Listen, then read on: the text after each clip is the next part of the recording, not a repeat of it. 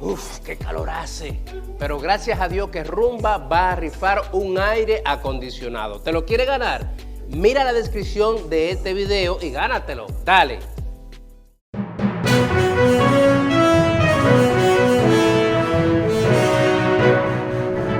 Bueno, regresamos en este rumbo de la mañana cuando son ya las 8:23 y nos acompaña Jaime Aristia Escudero, economista, matemático, un hombre con vasta experiencia ya tanto en el ambiente privado como estatal y con quien siempre es agradable conversar por los conocimientos que comparte con la audiencia y con todos nosotros acerca de temas importantísimos para el desarrollo de la República Dominicana. Gracias por estar con nosotros. Un placer estar aquí. Jaime, antes de entrar a hablar en el tema del momento, ¿verdad? Que es el tema de esta planteada reforma fiscal que tenemos que afrontar. Yo quiero preguntarte algo antes de adentrarnos en la reforma. Yo hacía un comentario ayer aquí, partiendo de un artículo que vi en BBC Mundo, que publicaron ayer, donde ellos se preguntaban por qué la República Dominicana sigue siendo un país de alta emigración a pesar de tener estabilidad económica y estabilidad democrática. Y dentro de ese artículo ellos recababan un informe del Banco Mundial del año 2014, donde decía, según ellos, que República Dominicana en el año 2014 apenas el 2% de la población tenía movilidad económica con relación a la generación anterior, enfocando el tema de la mala redistribución de la riqueza que se ha generado en el país. Entonces te pregunto, ¿por qué es que es tan difícil desde el punto de vista macroeconómico, económico, de los técnicos, lograr una redistribución más equitativa de la riqueza que se ha generado en este país por tantos años? ¿Cuáles son esos conductos que no han fluido? ¿A través de dónde podría hacerse?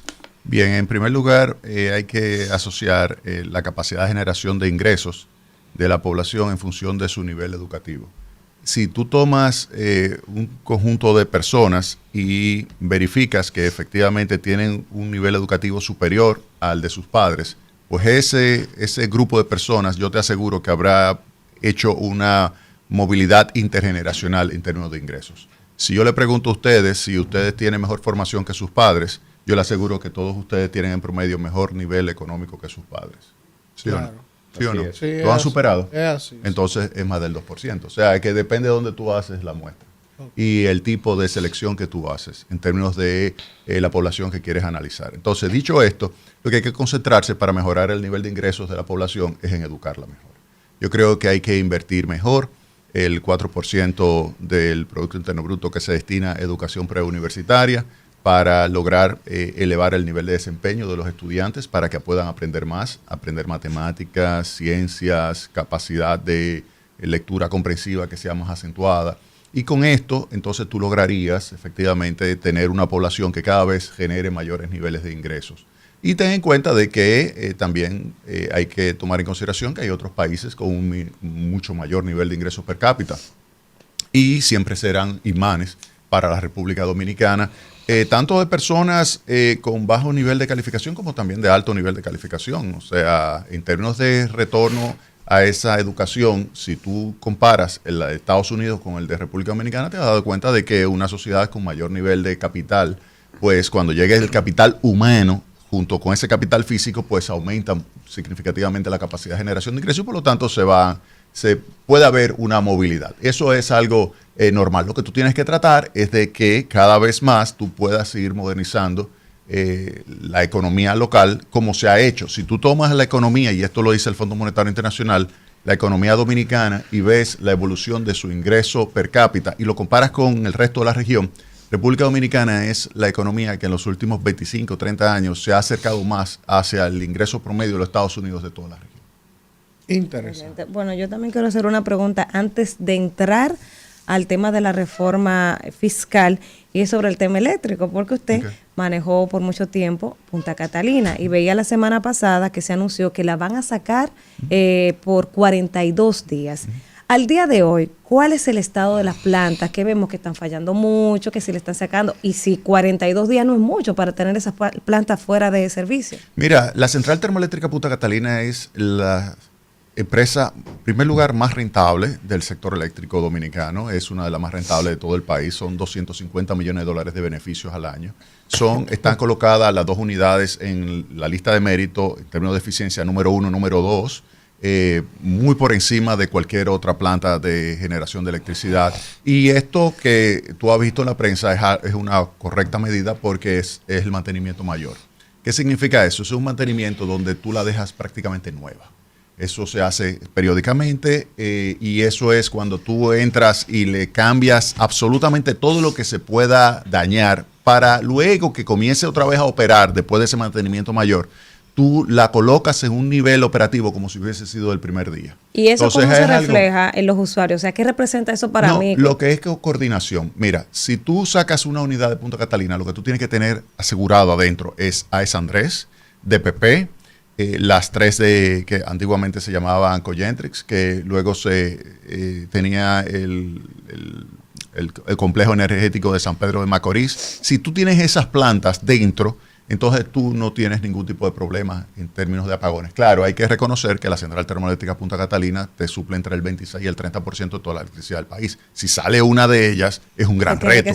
Hay que tenerlo muy bien coordinado. Por eso, cuando tú te vas a ir a un mantenimiento mayor como ese que se está ejecutando de la central termoeléctrica Punta Catalina, tú lo programas con muchísimo tiempo de anticipación. El organismo coordinador te da paso para eso, te da la luz verde para tú poder salir por ese plazo, cuando tú aseguras que las otras ya dieron su mantenimiento y está también operando. Recuérdate que todas tienen que dar ese mantenimiento. Ya las otras dieron, entonces ahora Punta Catalina, que es la más grande, entonces las otras tienen que entrar y ofrecer la electricidad. Si es así, entonces los usuarios no deberían tener mayores inconvenientes. Israel. Don Jaime, mi respeto, hermano. Gracias, igual. Profesor, el tema de la reforma. Adelante. Y empezar por lo que compone el porcentaje de la evasión, la elusión y la informalidad en República Dominicana, que una prestigiosa universidad publicó que ronda alrededor del 60% de las posibles recaudaciones en República Dominicana. Ese es un tema, frente a la posibilidad de que se amplíe la base, que se aumente el porcentaje o se creen nuevos impuestos. Ese es un tema. Y por otro lado, ¿cómo legitimizar, ¿verdad?, esos tributos que hacemos los dominicanos sin tener unas políticas fiscales claras al respecto del gasto? Ok, mira, esos 2 puntos yo los toqué en unos artículos que estoy publicando en Diario Libre los lunes. El primero, que tiene que ver con la evasión, la elusión y el grado de informalidad. Ten en cuenta de que efectivamente, dependiendo de la figura impositiva, tú tienes entre 50 y 55% de evasión tributaria. Tú tienes una evasión enorme por el hecho, y no es solamente ITEVIS, no solamente impuestos sobre la renta de personas físicas, personas jurídicas, también hay selectivos. Por ejemplo, el selectivo de los alcoholes, hay un nivel de evasión importante porque hay un negocio ilícito que, debido a que las tasas son muy altas en materia de gravamen a los alcoholes, se crea la oportunidad de que se establezcan distillerías que son totalmente ilícitas, y eso para evadir el pago de impuestos. Entonces, cuando tú analizas lo que está sucediendo en ese mercado, te das cuenta de que efectivamente hay una evasión enorme. Esa evasión la he estimado entre 3 y 4% del Producto Interno Bruto. Eso es casi el doble, oye bien, el doble de lo que el gobierno quiere buscar en materia de reforma tributaria. ¿Qué significa esto? Que si tú enfrentas la evasión con el sistema que tenemos hoy día de base imponible y de tasas, por ejemplo, el ITEVIS 18%, 27% impuestos sobre la renta a personas jurídicas, 25% la marginal máxima de personas físicas, y así sucesivamente. Si tú tomas esas tasas y le aplicas el nivel de eficiencia de la región promedio, tú pudieras recaudar entre 3 y 4 puntos del PIB, que es muchísimo más de lo que se quiere buscar con la reforma, sin tocar tasas, sin tocar bases, sin hacer absolutamente nada, solamente concentrándote en la evasión. Con la relación a la informalidad, que está estrechamente asociado con la evasión y la elusión, ten en cuenta de que el 55% de los perceptores de ingresos viven en un mundo informal, y no solamente son los más pobres. O sea, cuando estamos hablando de evasión, no es que los pobres no están pagando impuestos sobre la renta, no, porque eso es pequeña cosa. Realmente el dinero grande está más arriba. Ahí es que están las grandes fuentes de evasión, y eso hay que enfrentar. El otro punto que tú muy bien señalas, también lo toqué en un reciente artículo, que tiene que ver con el gasto público. Mira, el gasto público hay que chapear todo lo que sea el gasto ineficiente. ¿Qué significa eso? Hay que someterlo a un análisis riguroso, costo-beneficio, donde el contribuyente se dé cuenta de que cada peso que está pagando en forma de impuestos se está invirtiendo o gastando correctamente, invirtiendo, por ejemplo, en educación, invirtiendo en una obra pública o gastando en algunos elementos que sean y constituyan gasto corriente.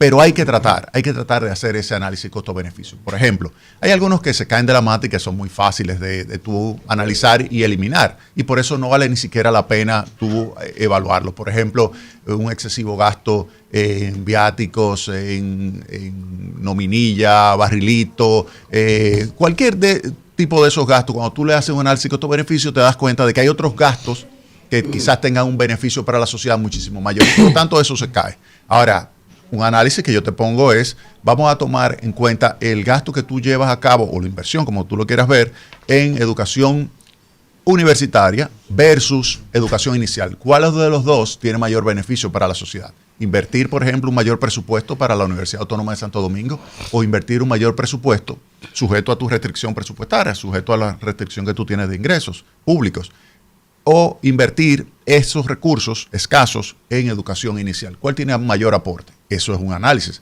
Otro análisis que tú pudieras hacer, por ejemplo, ¿qué te conviene más para la sociedad, para el país, para crear valor agregado? ¿Invertir en la ampliación del metro de Santo Domingo o invertir en caminos vecinales que te conecten más fácilmente los campos de los productores dominicanos con los puertos y aeropuertos del país? Entonces, esos sí son análisis rigurosos que habría que hacer, porque te permite a ti, cada peso que tú estás pagando impuestos, sacarle el máximo provecho. Entonces, esos son elementos que hay que tomar muy en cuenta a la hora de hacer el análisis antes de hacer una reforma tributaria. Entonces, lo primero, análisis de gasto, análisis de costo-beneficio, ¿verdad? La parte de ingresos, hay que aumentar el nivel de eficiencia. Tú no haces nada haciendo una reforma para que paguen el que sigue pagando, el que está pagando ya. Es como lo mismo del sector eléctrico. Tú tienes un problema del sector eléctrico que te representa la mitad del déficit del sector público. Recuérdate que se crea una reforma tributaria para poder enfrentar un agujero de 3% del PIB. La mitad de eso prácticamente es el sector eléctrico. Entonces tú necesitas enfrentar al sector eléctrico, pero el sector eléctrico tú no puedes enfrentar simplemente subiendo la tarifa, porque subir la tarifa de electricidad significa subir a quienes estamos pagando la electricidad, a quienes estamos recibiendo una factura y nos la estarían aumentando. No, hay que poner a pagar a aquellas personas que sencillamente no están recibiendo la factura con el monto correcto. Es decir, que se están robando la electricidad, que no son los pobres únicamente. O sea, yo te puedo decir que los pobres quizás no están pagando lo que deberían pagar, pero ese no es el monto. Cuando tú dices que tienes un déficit en el sector eléctrico de 40%, es decir, que de cada 100 que tú retires de electricidad, tú estás solamente facturando y cobrando 60. ¿Qué negocio? Imagínate este Rumba 98.5. Imagínate lo que significaría tú tener un negocio donde tú estarías con unos costos de 100 y solamente tiene ingresos 60. ¿Cuánto tiempo duraría este negocio? No mucho. O sea, Antonio Espaillat, yo te aseguro que lo eliminaría rápidamente de su cartel de emisoras. ¿Por qué? Porque sencillamente no le interesa ese tipo porque la cartelera, él dice, mira, sencillamente no me está aportando. Entonces eso hay que hacerlo con el tema del sector eléctrico. Entonces, lo mismo que te digo ahí, de que no es solamente para resolver el problema subir la tarifa de electricidad, sino hacer que las personas que no están pagando, que de verdad paguen, pues entonces lo mismo hay que hacer con el sistema impositivo. Antes de tú pensar en subir la tasa, antes de tú pensar en aumentar la base, tú necesitas obligatoriamente que con el sistema que tienes actualmente, hacer que la gente pague más, cumpla más. Y para eso, obviamente, hay que enfrentar y agarrar al toro por los cuernos de la evasión y de la ilusión. Elías.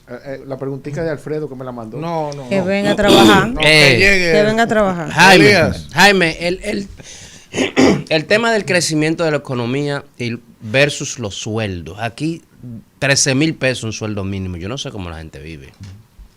¿Qué vamos a hacer para que eso se vislumbre el crecimiento, pero que también la clase de baja gane más de 13,000 pesos? Pues eso no puede ser. Educarlo mejor. Educarlo mejor. Yo no creo en el salario mínimo.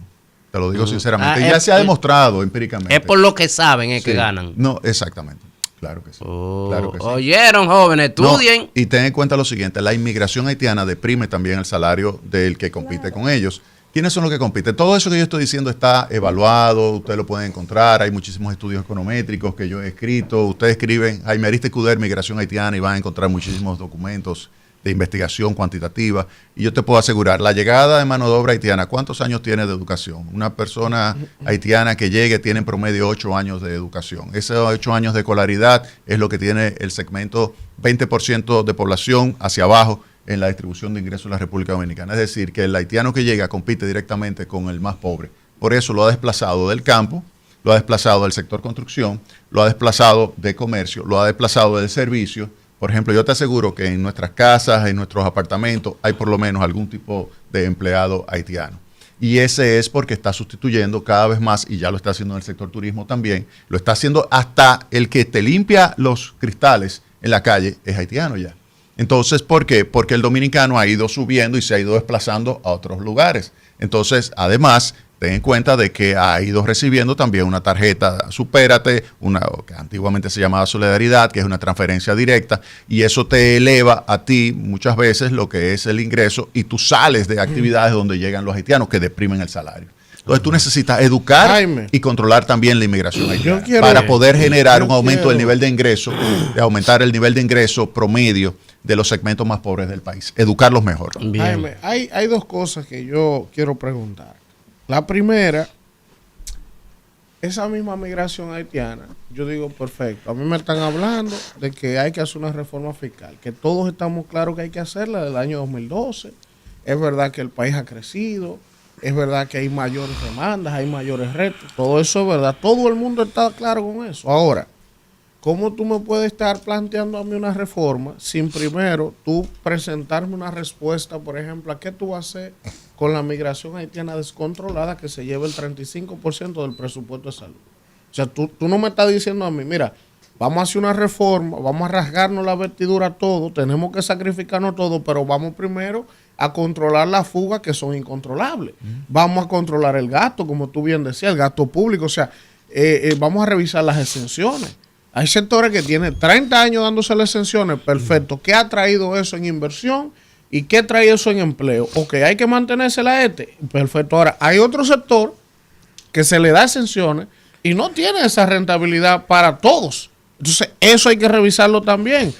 Porque políticamente eso tiene un costo. Bueno, el presidente no se va a reelegir. Este es el momento idóneo para enfrentar todo ese tipo de cosas. Entonces, te pregunto, ¿hay algún sector, Jaime, de esos que han tenido, por ejemplo, exenciones, sea de pago de impuestos, zona franca, los transportistas que se le da un combustible cantidades enormes? ¿Hay algún subsector o sector de estos que uno pueda decir, bueno, porque es que nadie habla de revisar exenciones? No, eso incluye, cuando yo señalo el análisis costo-beneficio, eso se incluye, porque acuérdate que cuando hablo del gasto, incluyo el gasto tributario. El gasto tributario es la contraparte de las exenciones. Cuando yo te hablo de exenciones, como tú muy bien señalas, eso se registra como gasto tributario, es decir, recursos que debió haber recibido el Estado y no lo está recibiendo. Entonces, tú tienes que hacer también un análisis costo-beneficio de esas exenciones para verificar, primero, si ya cumplieron con su tarea. Si ya cumplieron, la puedes eliminar. Si no han cumplido y tienen 30 años, la debes eliminar también, porque si no han cumplido en 30 años, si no es como... La otra pregunta, Jaime, que te quería hacer. Sí, pero yo dije dos y hice una sola. Profesor. Vamos a seguir. Espérese. El sector, tú citabas, Jaime, hace un rato, el sector de los roneros. Porque ellos me invitaron el otro día a un trabajo que le hizo Magín. Interesantísimo para mí. Correcto. Porque yo digo, pero ven acá, si el Estado en el 2012 le elevó los impuestos a ese sector y lo que han hecho las recaudaciones es deprimirse, ha elevado un mercado informal, ha provocado una industria ilegal que está generando alcohol adulterado que ha matado muchísima gente. Más de 400 personas. Entonces, si tú tienes ese cóctel partiendo de tratar de incrementarle los impuestos al sector, un sector pujante que exporta a más de 70 países, que te genera empleo, divisa, ¿por qué tú, dentro de una posible reforma fiscal, pensarías como técnico seguir aumentándole los impuestos en vez de bajárselos? O sea, ¿qué es lo que pasa con los técnicos que diseñan esto? Que no se sientan a ver particularidades. El que puede pagar más. ponle más. Correcto. Pero si hay un sector que tú reduciéndolo le va a elevar la recaudación, ¿por qué no lo hace? Mira, uno de los artículos que publiqué recientemente fue como un marco analítico para que cualquier medida se pueda colocar ahí en términos de impuestos. Por ejemplo, yo señalé que en primer lugar, lo que hay que tratar es de que toda figura impositiva que se modifique sea hacia el sistema tributario óptimo. ¿Eso qué significa? Eso significa que hay que tener impuestos que sean poco distorsionantes de las decisiones de ahorro, inversión, innovación, trabajo y producción. O sea, hay que evitar que sea distorsionante. Eso que tú estás señalando que pasó con los alcoholes, cuando tú le aplicas una tasa excesivamente alta, o sea, para que tengas una idea, de 100 que te cuesta una botella, por ejemplo, 60 es un impuesto. Entonces eso distorsiona porque crea la oportunidad para que entonces tú establezcas destilerías en un patio. Y de esa forma, entonces tú puedes evadir el pago de ese impuesto y tienes un tremendo beneficio, pero a costilla de crear una situación en la cual te puede impactar negativamente la salud de las personas. O sea, que eso es algo muy negativo, porque cuando se sustituye un determinado producto por otro que no cumple con los requisitos de salud pública, puede haber una situación donde tú termines muerto. Entonces, eso es un punto que hay que tener en cuenta. Entonces, lo otro es que tú debes tener también en consideración que hay tasas que cuando ya son excesivamente elevadas, lo que se produce es una caída. Eso es lo que se conoce como la curva de Laffer, donde tú tienes que cuando hay tasas excesivamente altas, caen las recaudaciones y tú pudieras aumentar las recaudaciones reduciendo las tasas.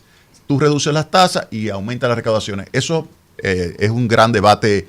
Si existe empíricamente la curva de Laffer, todo eso ha sido, ese Arthur Laffer es uno que fue asesor de Ronald Reagan y que actualmente es asesor del expresidente Donald Trump y que fue de los ideólogos de la reforma tributaria de Trump y la reducción de los impuestos que hubo en ese momento. Entonces eso es algo que siempre se ha debatido, de si tú puedes recaudar más con menores tasas. Y por eso hay algunas propuestas que están circulando que implican reducciones de tasas. O sea que todo eso, y vuelvo y te digo, o sea, es muy probable que todos esos técnicos de Hacienda, que yo conozco a muchos de ellos porque fueron mis estudiantes, yo te puedo asegurar que hay gente muy buena. El mismo no lo invitan. No, ellos ya aprendieron suficiente. El mismo Hochi fue estudiante mío.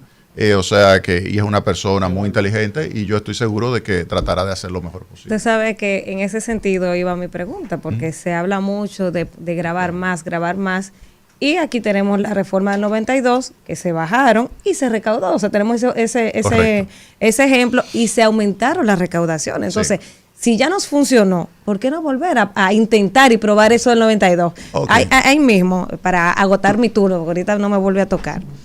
No sé si es que lo percibo yo, pero como que veo que el Estado tiene la idea de que por qué rico tiene que pagar más. Y por ejemplo, de los borradores que andan por ahí, se está hablando de grabar los gimnasios. Ah, no, porque el que puede pagar un gimnasio puede pagarle impuestos. Okay. O sea, como que tienen esa idea. O sea, te comienzo por ahí. Finalmente, ahí mismo, si usted entiende que en esta ocasión sí se va a hacer esa reforma, porque tenemos muchos años hablando de una reforma, no la hacen y entonces por detrás nos meten una reforma soft. Y empiezan a subir cosas. Sí, mira, yo creo que va la reforma. Se necesita para reducir el déficit, reducir esa necesidad de financiamiento que año tras año tenemos, de entre 3 y 3.5 del PIB. Necesitamos recursos también para capitalizar al Banco Central.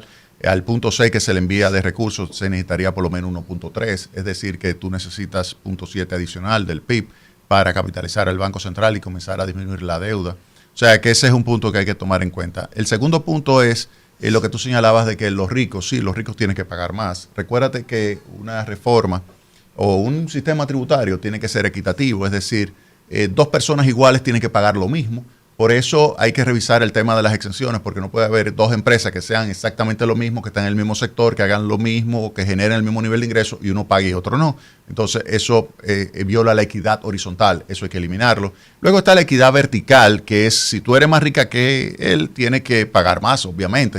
Eso no significa que que tampoco es así, porque yo te aseguro que hay ricos que tienen tasa efectiva en términos proporcionales, que son menores que clase media. Entonces hay que modificar eso para que efectivamente los más ricos paguen más. Eso es algo razonable, eso es algo justo, eso es lo que le da equidad al sistema. Y con relación a la primera, que ninguno de ustedes estaba vivo, en el... ¿Cómo que no? Sí, en el 92, sí. Pero todos. Esta figura sí. Yo estaba en brazo todavía, pero Yo todos. soy más joven aquí, no me venga con muchachito. cuentos. Este sí. Pero oigan bien, en el 92, ese fue mi primer trabajo profesional cuando llegué al país. Yo llegué al país en el 89, cuando terminé el doctorado, tenía en ese entonces 23 añitos, comencé a trabajar en Naciones Unidas y con el equipo de la Universidad de Harvard, trabajé en esa reforma tributaria. En ese momento, ¿quiénes estaban en la reforma? La encabezaba Glenn Jenkins. Glenn Jenkins es un profesor por mucho tiempo en la Universidad de Harvard, es un verdadero genio en materia de impuestos. Estaba redactando el código tributario. Ese código tributario que ustedes ven por ahí, Ward Hussey, fue quien lo redactó. Ward Hussey fue el gran maestro de redacción de impuestos en los Estados, de leyes impositivas en los Estados Unidos. Durante 50 años duró. Una vez a mí me tocó ir al Congreso, a la House and Means Committee en los Estados Unidos, y pregunté por Ward Hussey y me dijo, tú conoces el maestro. Pues ese Ward Hussey fue que venía y nos íbamos después de la avenida Nacaona número 9, ahí íbamos caminando hasta el supermercado que quedaba ahí que ya no tiene ese nombre. No, pero ahora es supermercado. Antes era el supermercado dominicano, nos íbamos a comer un sanduichito caminando. Con Ward Hussey tenía 70 y pico de años. Imagínense que él fue quien redactó para MacArthur el Tratado de Okinawa. Él redactó partes de ese. Fue estudiante silla con silla con John Fitzgerald Kennedy en la Universidad de Harvard. Ese es Ward Hussey. Luego estaba Donald Lubbock. Donald Lubbock fue subsecretario del Tesoro de Jimmy Carter. También vino a trabajar con la reforma tributaria. Vino Jim Owens, que fue el director de impuestos internos de los Estados Unidos, también durante Jimmy Carter. Y así te puedo asegurar que vino lo mejor de y bueno, el genio de los impuestos, de la parte cuantitativa, que yo trabajé mucho con él, fue mi gran maestro, fue Bob Conrad, profesor de la Universidad de Duke, fue quien hizo todos los cálculos para cada una de las figuras impositivas. Entonces, esa fue una super reforma, eso no fue cualquier cosa, una super reforma encabezada por Naciones Unidas, que estaba César Miquel, que le decían el superministro.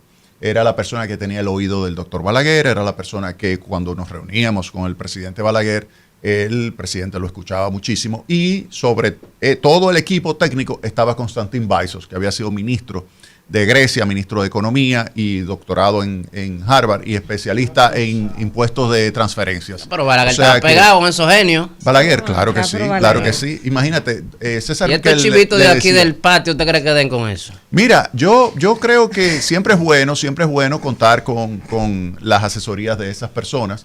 Y están ahí, hay algunos, hay un grupo que falleció, hay un grupo que Ward Hussey falleció, Donald Lubbock, Jim Owens, pero Glenn Jenkins está ahí, era de los más jóvenes, Bob Conrad está ahí, y son personas que conocen totalmente el sistema. Y usted está aquí. Pero también, don Jaime. Jaime lo vincula con el gobierno anterior. ¿Qué importa? ¿Qué importa? Él es un profesional. Tú sabes, los políticos mezquinos, tú sabes. Y Marrancini, Celso, ya. Sí, yo Mira, sé, entonces, pero don él es Jaime, bueno. mire, don Ese Jaime, ocho. escúcheme, sí, pero ahí mismo.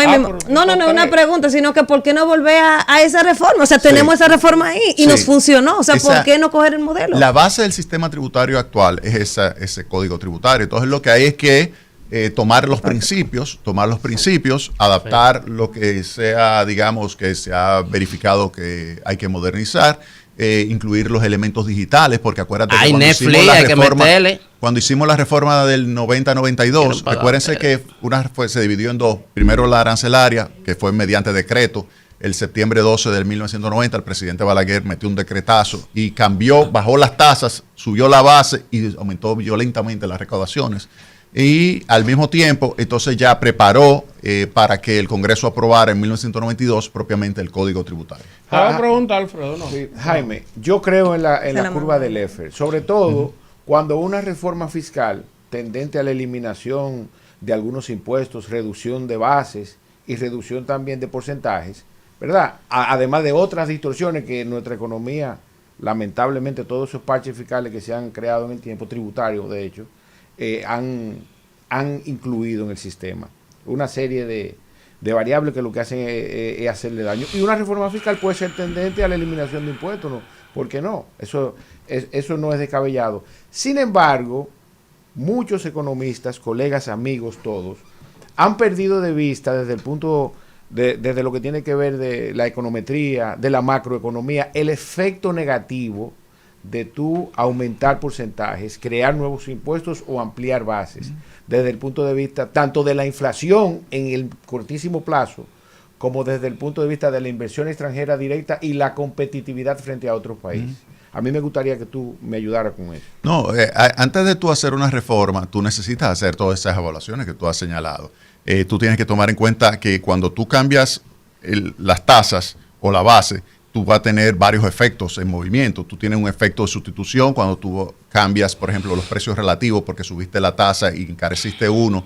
Por ejemplo, con el caso de los alcoholes, ¿qué está sucediendo? Como tú subes el legal, el precio del ron blanco, por ejemplo, que era de alto consumo, pues entonces tú te vas de ese ron blanco grabado con un 60% de impuesto, te vas a otro ron blanco ilícito que no está grabado. Entonces hay un efecto sustitución ahí. Hay también un efecto ingreso en el sentido de que cuando te suben a ti los impuestos, que tú reduces tu ingreso disponible, eso tú sustituyes la demanda de otros bienes también y eso tiende a deprimir la economía.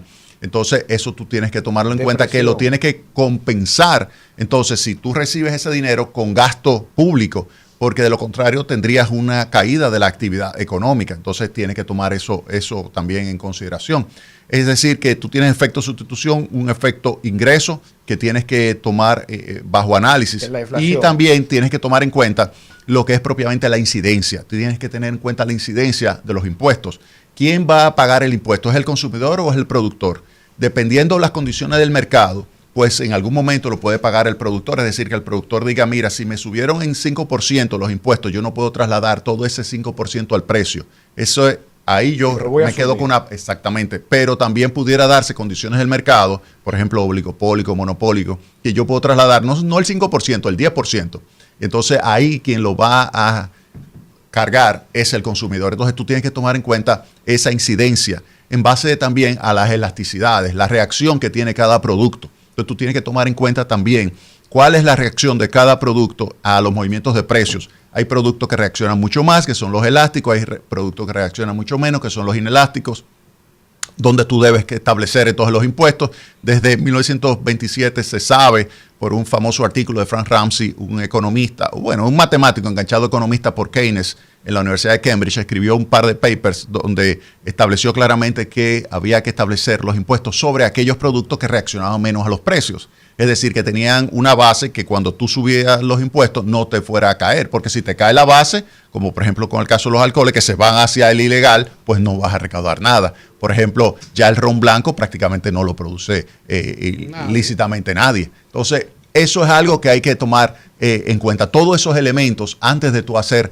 el análisis de la reforma o tomar una medida. Tú tienes que hacer un análisis riguroso. O sea, esto no es cuestión de decir simplemente, mira, yo subo o bajo. No. Tú, en primer lugar, tienes que saber microeconomía. O sea, ven acá, tú vas a hacer reforma, ven, siéntate ahí. Déjame hacerte este análisis. Tú no sabes micro, no, levántate, vete. Búscame otro experto. Ven, ok, usted sabe micro, por ejemplo, ese que yo te señalé, Bob Conrad, es profesor de micro y de teoría de la imposición óptima en la Universidad de Duke. O sea, que son gente bien, pero muy capacitada. O sea, que hay que tomar todos esos elementos para tú poder tener un análisis riguroso de lo que debe ser una buena reforma tributaria. La economía es una ciencia, señores. No relajen con eso, de que numerito, que va. Claro. Vamos, Lía. La economía es una ciencia. Tiene que decírmelo de la competitividad. No, es que la economía es una ciencia. Mira, la competitividad es clave. Recuérdate que es para la gente, no es para mí. Exacto. La República Dominicana es una economía pequeña, abierta, que necesita obviamente ser competitiva para poder intercambiar bienes y servicios con la economía internacional. Entonces tú tienes, a la hora de fijar también tus impuestos, tú tienes que saber que debes mantener tu competitividad. Recuérdate que República Dominicana es una potencia en materia turística en la región. República Dominicana tiene un peso grande con el tema de las zonas francas desde los tiempos de Reagan con la iniciativa de la Conca del Caribe y posteriormente en 1990 con la Ley 890 que creó el presidente Balaguer, los grandes incentivos para el sector de zona franca. O sea que tú tienes que tomar en consideración todos esos elementos a la hora de tú modificar el sistema. Jaime, la ecuación que se ha hecho con relación a los servicios digitales, Airbnb, Netflix, que la clase media no quiere pagar eso, no quiere pagar, que de una vez impuestos. Se podría recaudar mucho dinero ahí si se Mira, yo no conozco la base imponible. No conozco los mecanismos que tiene para poder grabarla, porque para yo decir si se puede grabar, si va a generar ingresos, hay que ver cómo tú detectas la base, cómo tú la logras identificar y entonces grabarla. Esos son los elementos que habría que poner en marcha. Y claro, eso lo va a pagar el consumidor. Porque en algún momento se dijo que eso no lo iba a pagar el consumidor, que lo pagaba la empresa. Y no, eso obviamente que eso lo paga el consumidor. No lo traspasan. Jaime, No, eso inmediato. Excúsanos, Jaime, que abusemos de ti, pero es que tú duras mucho para venir y tú eres de la poca gente que le puedes responder todo esto a uno con la propiedad y autoridad que se merece. Jaime sabe de esto. El tema de la deuda dominicana, Jaime, ¿cuál es tu análisis de la deuda? ¿Es preocupante? ¿No es preocupante? Uno escucha a veces al gobierno así, hemos bajado la proporción de deuda con relación al PIB, pero entonces otro economista te dice, eso no importa lo que ellos digan, eso está camino a convertirse en un problema. Tu opinión sobre la deuda, ¿verdad? Y otra que no puedo dejar de hacer, que no le hemos tocado. El gasto de inversión de capital.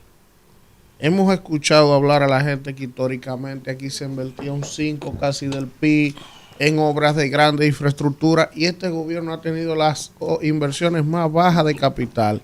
Hay miles de explicaciones, pero se ha tomado una cantidad de dinero exorbitante y no ha ido a gasto de inversión de capital, sino a mucho gasto corriente. Entonces, si continuamos esa tendencia de tomar dinero, de continuar invirtiendo tanto en gasto corriente, ¿a dónde nos va a llevar económicamente esa forma? Bueno, si se está haciendo una reforma tributaria es porque tú quieres reducir deuda y porque quieres aumentar tu inversión pública.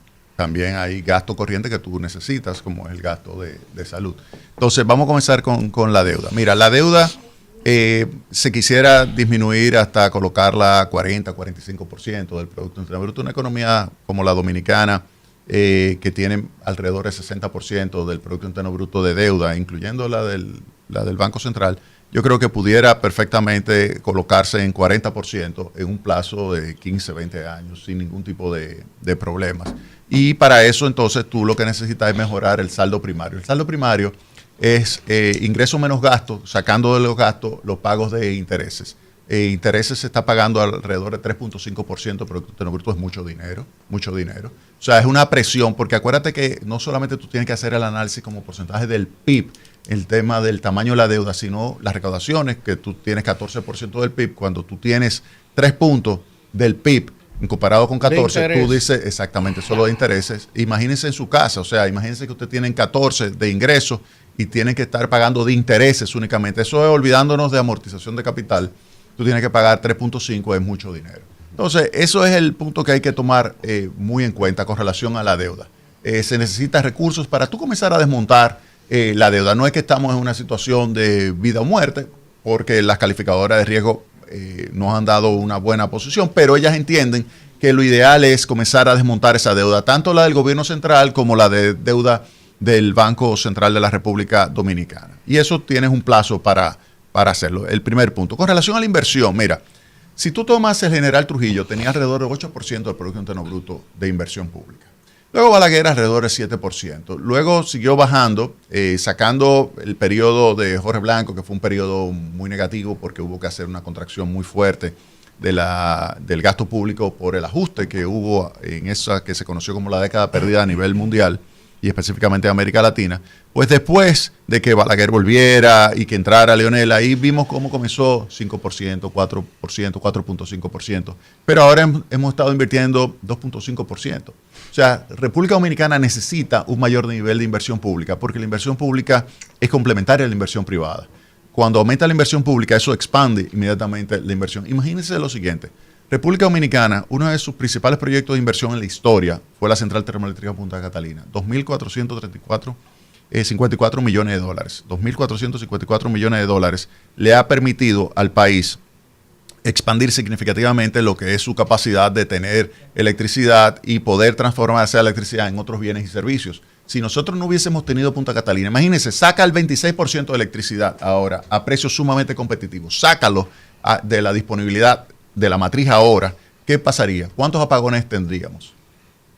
Y la luz mucho más. ¿Cuál es el costo? Una locura. Y para que tengas una idea, Punta Catalina, además de los 250 millones de dólares de beneficio al año que genera, le genera un ahorro a las empresas distribuidoras de electricidad porque están comprando más barato que lo que pudieran estar comprando o deberían estar comprando de 300 millones de dólares. Es decir, que Punta Catalina en 5 años se paga esa inversión. En 5 años se está Es pagando. decir, que ya no genera nada más 250 limpios, sino 500. Exactamente. Ustedes que viven atacando a Danilo aquí, hay que agradecerle a Danilo Ayer eso. lo ponía yo eso, así mismo, un comentario. Permítame.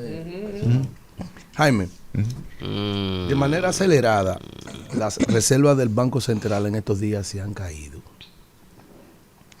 Y yo quisiera saber por qué. Eso es uno.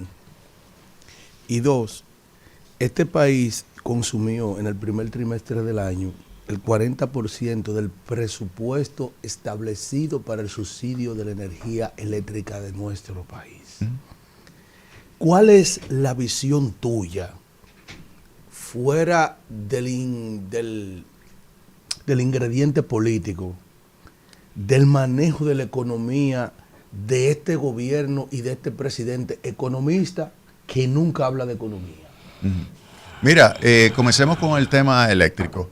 El tema eléctrico ese es un agujero que tiene desde el año 2000, pues gravitando de una forma terrible sobre las finanzas públicas.